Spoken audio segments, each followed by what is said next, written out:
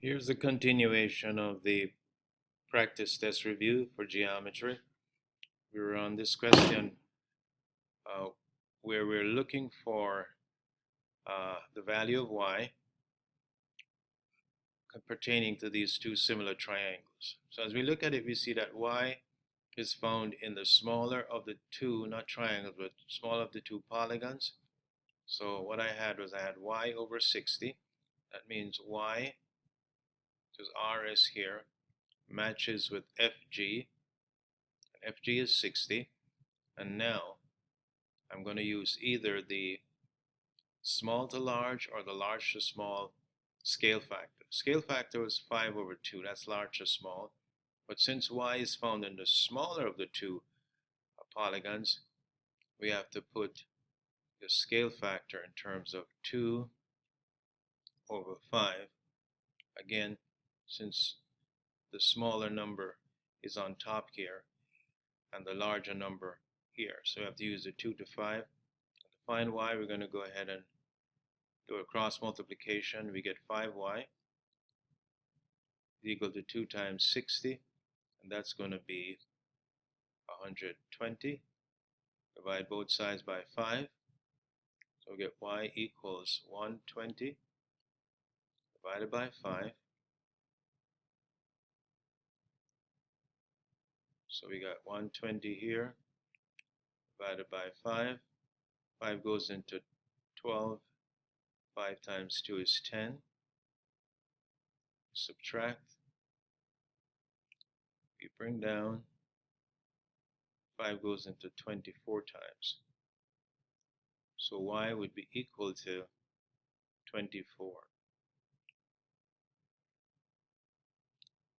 And finally, from this question, we want to find the value of z. And we look around, we see z. Oh, z is right here. Z represents this angle. Angle Q is the same as z. So we look at the similarity statement where we see Q is the second letter here, and it matches with E. So whatever angle E is, which is 118, Q has to be the same. Q has to be the very same. So Z is going to be 118 degrees. All right? So that takes care of a similarity of polygons. We're going to go specifically now to the similarity between triangles. And here's what we've studied together. I taught you 3 similarities. One of them would be the AA similarity, angle-angle similarity. So when you have 2 angles from one triangle congruent to 2 angles from another. I also taught you the side similarity. And finally, I taught you the side angle side similarity. So as I say to you in class, I'd just like you to stop for a few seconds and soak it in. All right, those are the 3. So we're going to look at what we've got here.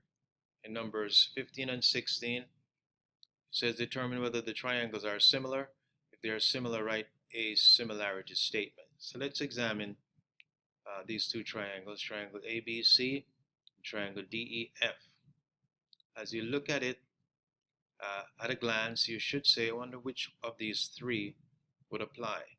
And as you look, you see we got a side length here, and an angle between them. So you say, you know what, that looks like it could be side angle side. Okay, the angular requirement has been met because the included angles are congruent. Now let's see if the sides are proportional. How do we do that now? Well, we make the ratios of corresponding sides. So this one here, the 27 over here, which is the shorter of the 2, should be matched with the shorter of the 2 over here. So that should go over 9. And then we do the longer side ratio as follows: 48 going with a longer one here, which is 16. Now let's go to lowest terms and see if the answer is going to be the same. 3 would go into 9 3 times. 3 would go into 27 9 times. I could actually have gone 9. 3 again. 3 would go into 3 once, and 3 would go into 9 3 times. So the ratio of this first side matchup is 3 to 1. Let's see if this will be the same. You can make a few steps here if you like. You might know that 4 goes into 16 4 times, and then 4 goes into this 4 once, and then 4 goes into the 8 twice. And you look at it, you say, oh, I can go further. Yes, you can. 4 goes into 4 once, 4 goes into 12 3 times. So lo and behold, we have a 3 to 1 ratio here equal to a 3 to 1 ratio. This means that these two sides are proportional to these two sides. Therefore, we have a side angle side similarity.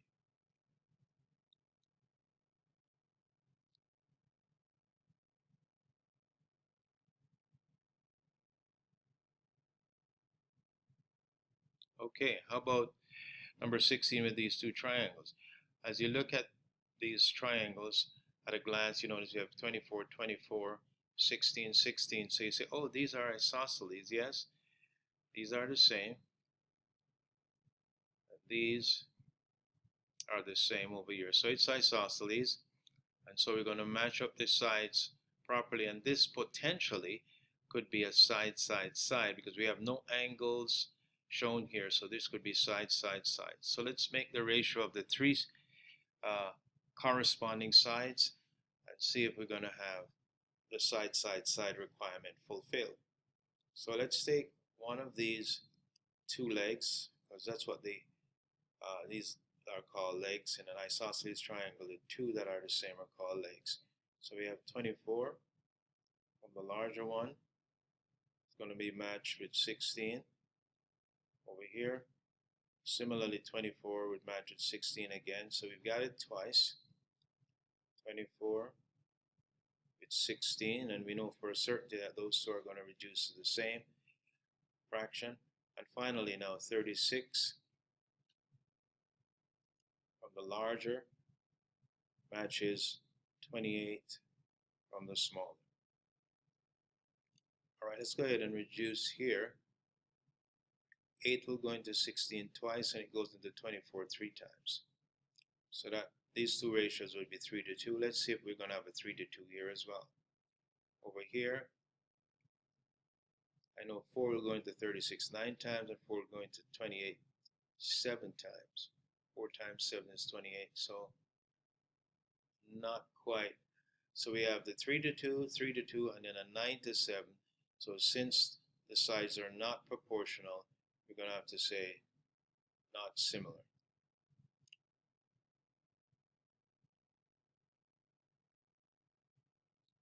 All right. So much for that. Let's go backwards now and do a little bit of review on inequalities in one triangle. So what do we have here? It says list the sides of the triangle shown from smallest, it should be shortest, to longest. All right. So shortest to longest. Here's what I told you. I told you that the shorter side of a triangle, the shortest one rather, is going to be opposite to the smallest angle. So what we should do is find all three angles and see which angle is the smallest. We got 45 here, 105. We don't have this angle, but we can find it. So I'm just going to go ahead and find it. We add these two together.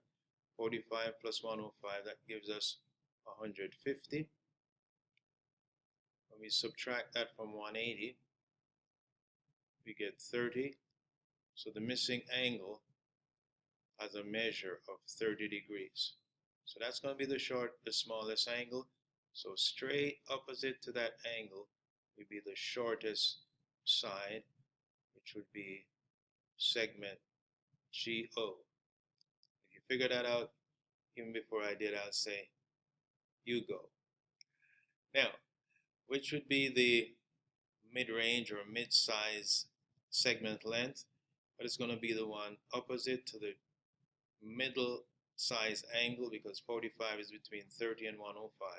So straight opposite to that 45 would be OD. If you got both of them even before I did, I'd say that is good. Like God is good. Anyway, the last one, the longest one, is going to be opposite to the biggest angle. And so it will be this side length here, which would be GD.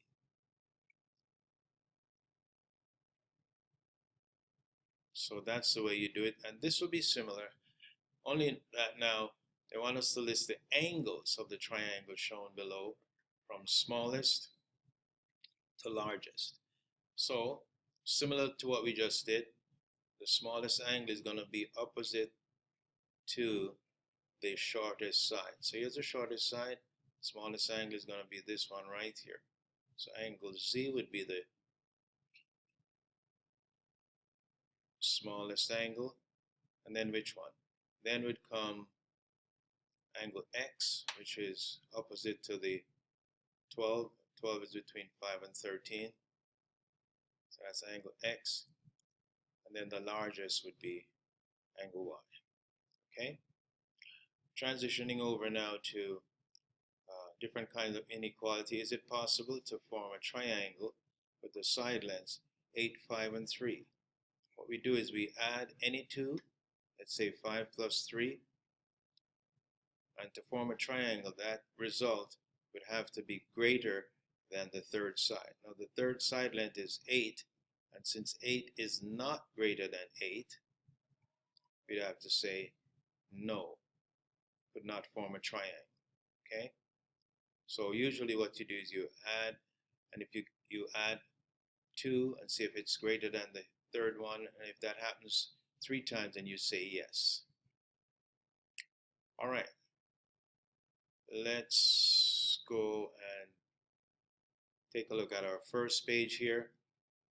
Some people had some troubles with this one, so let's go ahead and do the one pertaining to the centroid. And the centroid is the kind of a keyword here that you want to take a look at. In the figure it says P, point P is a centroid of triangle XYZ, and here it is, where YP is 12, LX is 15, and LZ is 18. LZ is 18 right here. So they want us to find a number of things. I'd like you to watch and listen carefully. We have a centroid. That means this is a median. You might remember that that would make L a midpoint of XY. This would also be a median, because the centroid is a point where 3 medians meet. So M would be another midpoint. And finally, YN would be a median, which would make point N the midpoint of segment XZ. Now, what are we looking for? Find the length of LY. LY is going to be the same length as LXY, because L is a midpoint. So LY is going to be 15. YN. YN, the distance from Y to N, here's what I told you. When you have a median, the longer segment of the median is always going to be twice the shorter one. So if this is 12, then this would have to be 6 right here, PN. In fact, I know they're asking us for NP or PN here, so I'm going to write this as 6 already. If I know this is 6, then the whole thing YN would have to be 12 plus 6. That would be 18. Here's where there's a little bit of trouble for some people. LP. LP is this shorter segment of the median LZ. But LZ is 18 we're given. So LP is not a half of it, it's 1/3 of the whole thing. So 1/3 of 18. When you divide 18 by 3, you get 6. So 6 times 1 would make this 6. And then finally, PZ. PZ is 2/3 of LZ. So it's going to be 2/3 of the whole thing, 18, which is going to give